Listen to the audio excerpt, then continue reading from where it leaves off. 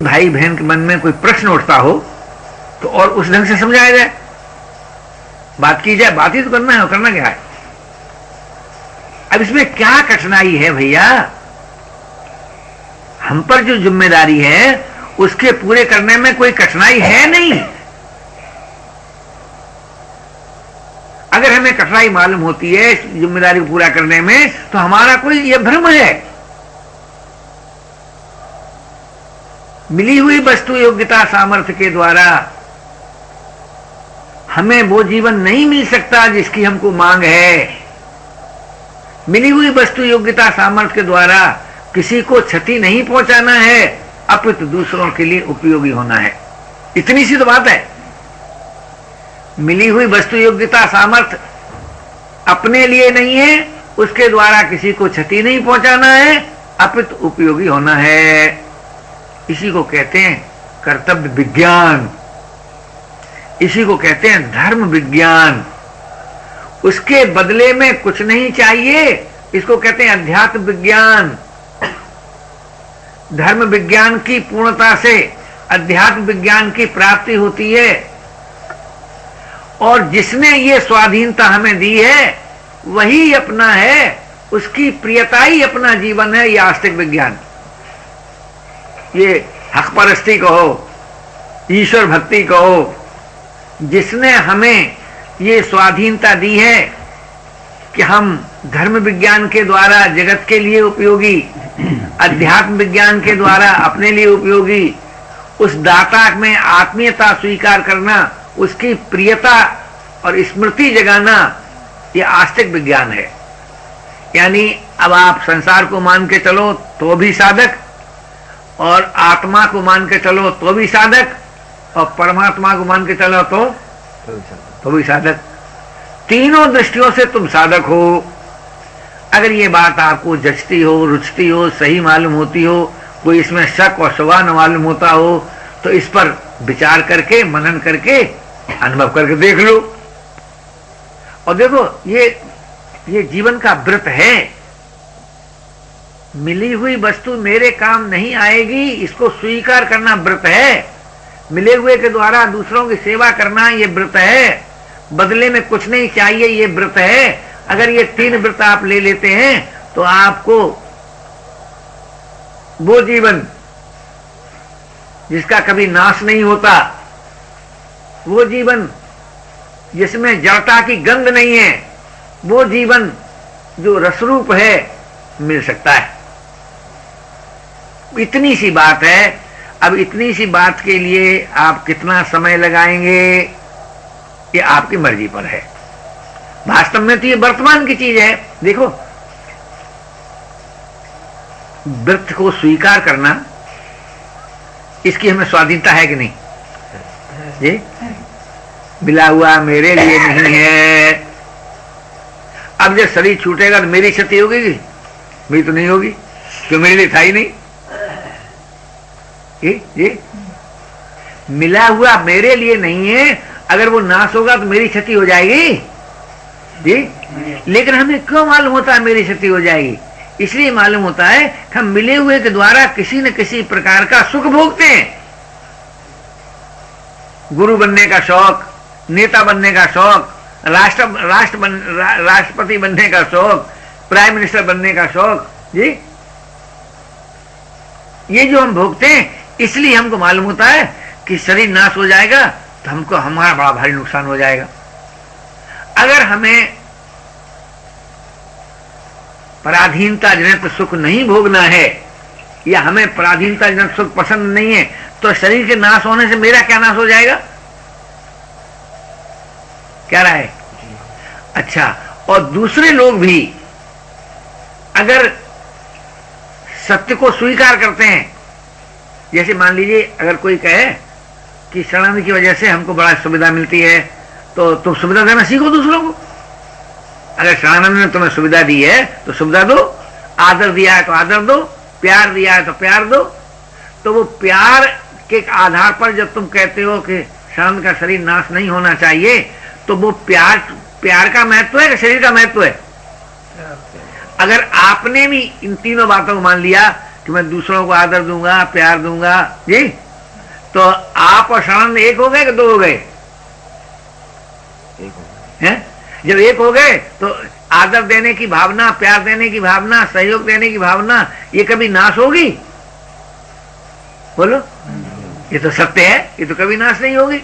तो मैं आपसे निवेदन करता हूं कि अगर हमको सचमुच कोई आदमी ऐसा मिला है कि जिसने हमको आदर दिया है, प्यार दिया है, सहयोग दिया है, हमारे प्रति सद्भाव रखा है, तो इन बातों को हम अपना सकते हैं कि नहीं अपना सकते? एक दिन की घटना सुनाया आपको। हम ट्रेन में जा रहे थे, संस्कृत कॉलेज के एक प्रिंसिपल इसमें बैठे हुए थे। उनकी 9 साल की भतीजी, भाई की लड़की, मर गई थी। उसके मुंह से आबद बहुत दुखी थे और ट्रेन में प्रसंगवश उस लड़की के गुणगान कर रहे थे। और गुणगान करते करते यहां तक उन्होंने कहा कि एक दफे मैं बीमार हो गया तो वो बच्ची मेरे चारों ओर घूमी और कहा, हे भगवान, हमारे चाचा जी अच्छे हो जाएं, मैं मर जाऊं। किसी बादशाह की भी ये बात है, हाँ? बाबर की है, मैं मर जाऊं। तो हम जब उनको बहुत दुखी देखा तो मैंने पूछा कि पंडित जी, अगर वो लड़की जिंदा रहती, बड़ी हो जाती, उसके शादी करते कि नहीं? कि जरूर करते। तो आपसे अलग होती कि नहीं? जरूर होती। अगर लड़की के गुण आपको पसंद है तो उन्हें आप धारण कर लीजिए। और ये तो आप जानते हैं कि लड़की आपसे अलग होती, तो वही चीज आपसे अलग हुई है जो अलग होती है। क्या उसके गुण अलग हुए हैं? तो किसके लिए रोते हैं आप?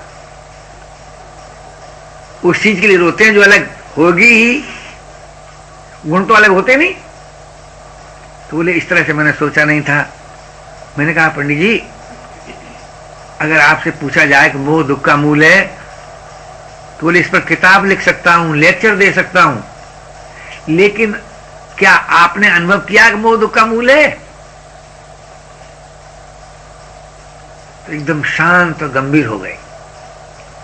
तो मैं आपसे ये निवेदन करना चाहता हूं, न अपने शरीर छूटने का दुख हमको होना चाहिए, न हमारे शरीर छूटने का दुख किसी और को होना चाहिए। क्योंकि जिन कारणों से तुम इस शरीर को पसंद करते थे, वो बातें तो आप अपने में भी रख सकते हो ना। क्या राय जी? तो मैं आपसे पूछता हूं कि शरीर गुरु है कि जीवन का जो सत्य है वो गुरु तत्व है? जीवन का सत्य। तो जीवन के सत्य को आप स्वीकार कर सकते हो कि नहीं? तो सदा सदा के लिए अपने गुरु से अभिन्न हो सकते हो कि नहीं?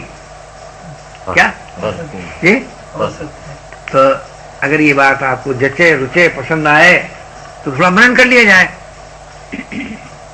हमारे जितने पथ प्रदर्शक हुए हैं, रहनुमा कहते हैं, क्या कहते हैं, रहनुमा हुए हैं, उनमें जो खूबियां थी, उनमें जो सत्य था, क्या वो सत्य आज नहीं है?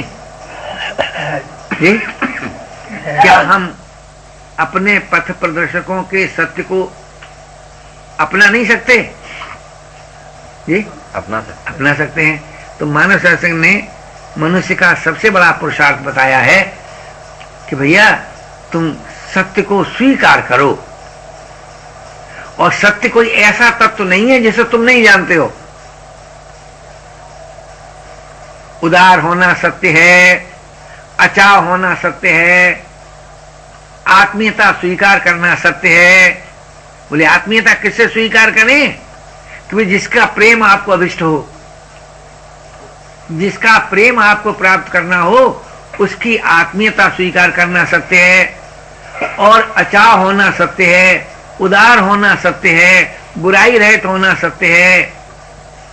जो जीवन का सत्य है उसे आप स्वीकार करें, इसी का नाम है सत्संग। और इस सत्संग से ही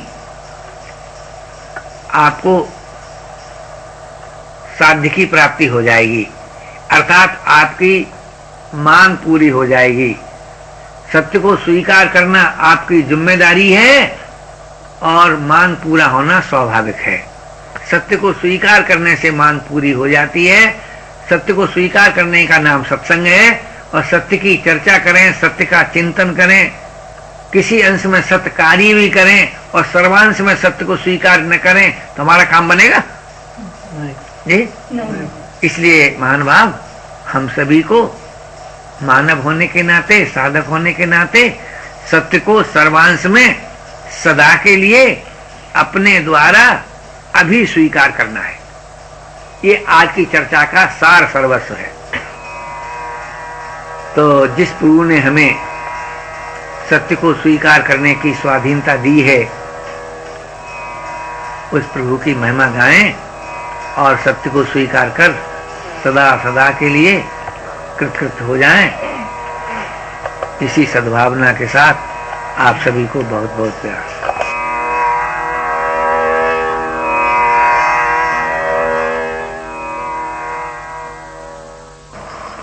अब संसार को नापसंद करने में आप स्वाधीन है कि पराधीन है? स्वाधीन। ऐसे ही परमात्मा की प्राप्ति में भी आप स्वाधीन है। जो साधक संसार को नापसंद करने में स्वाधीन है, वही साधक परमात्मा की प्राप्ति में स्वाधीन है। अब कठिनाई क्या होती है कि हम संसार को पसंद करते रहते हैं और परमात्मा से मिलना चाहते हैं। ये कभी संभव नहीं होगा। संसार को पसंद करते हुए परमात्मा से मिलना संभव नहीं। हाँ, एक बात है कि संसार के द्वारा हमें जो वस्तु प्राप्त है वो संसार की सेवा में लगा दें। सामर्थ्य प्राप्त है वो भी सेवा में लगा दें, योग्यता प्राप्त है वो भी सेवा में लगा दें।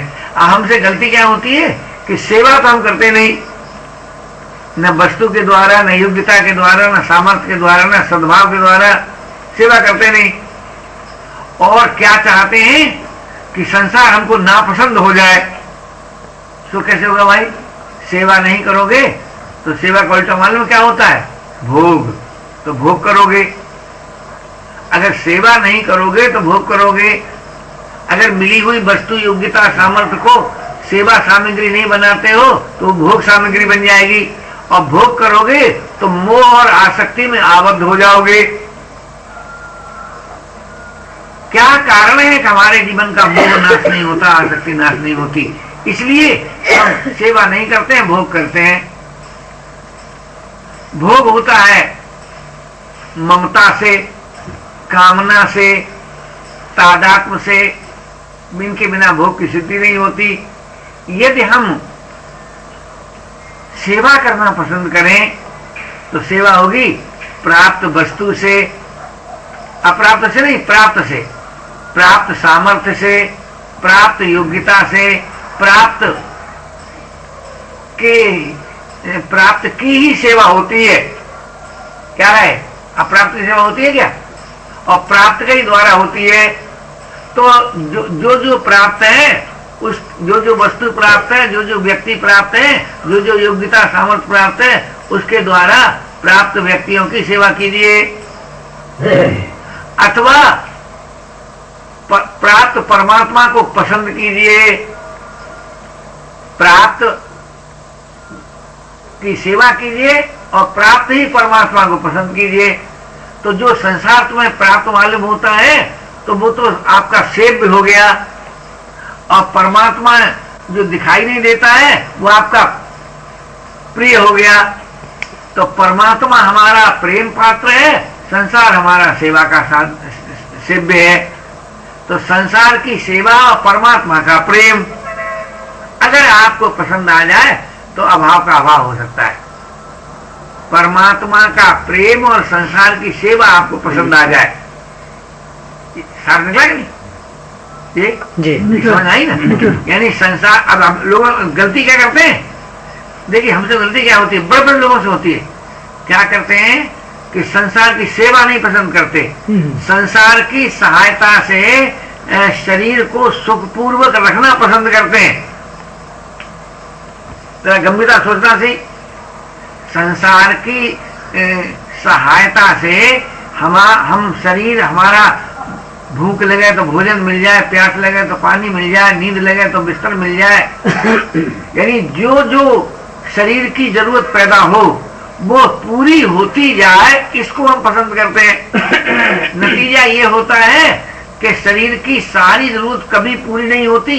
ये कभी नहीं होगा जैसा आप अनुभव करें कि हमेशा भूख लगती रहे और हमेशा ही भोजन मिलता रहे, हमेशा प्यास लगती रहे और हमेशा ही पानी मिलता रहे, हमेशा ही कामना उत्पन्न होती रहे और पूरी भी होती रहे। ऐसा होता है कभी? क्या राय? नहीं। यही कारण है कि आज का साधक भटक रहा है, बड़ी बुरी तरह से भटक रहा है। इस बात के लिए कि साहब किसी तरह से हमारे शरीर की आवश्यकता पूरी हो जाए, मान के रूप में, भोग के रूप में, जरूरत के रूप में, इसलिए भटक रहा है। तो जीवन का सत्य हमें ये प्रेरणा देता है कि शरीर की आवश्यकता को समाज की मर्जी पर छोड़ दो और शरीर के द्वारा यथासंभव समाज की सेवा करो। शरीर के द्वारा यथाशक्ति सेवा करते रहो। शरीर की आवश्यकता को समाज की मर्जी पर छोड़ दो। अगर समाज शरीर की आवश्यकता को पूरा न करे तो तुम्हें कोई घाटा नहीं पड़ेगा। क्यों? क्योंकि शरीर तुम्हारे साथ सदैव रहेगा ही नहीं, तो तुम्हारा क्या घाटा पड़ेगा? किसी सेवा परायण शरीर की समाज अगर परवाह नहीं करता है तो समाज की क्षति होती है कि उस सेवक की क्षति होती है? क्या रहा है? सेवा करने में बड़े झंझट आते। अरे झंझट दुम पर बात सुन ले, तू बड़ा भारी दार्शनिक हो गया है, मानसिक रोगी बना बैठा पहले। मैं आपसे निवेदन करता हूं, सेवा करने में झंझट आते हैं तो कौन सी प्रवृत्ति ऐसी जो झंझट है? सेवान है प्रवृत्ति, प्रवृत्ति हो दूसरे हित के लिए। तुम अपने सुख के लिए प्रवृत्ति करते हो, दूसरे हित के लिए नहीं करते। तो झंझट तुम्हारी बेवकूफी में है कि सेवा में? मैं आपसे बड़ी भारी नम्रता के साथ ये बात निवेदन करना चाहता हूं। इस पर लोगों को गंभीरता से विचार करना चाहिए कि जो लोग ये सोचते हैं कि हमारी रुचि पूर्ति का साधन शरीर है, वो कभी भी उनको शांति नहीं मिलती।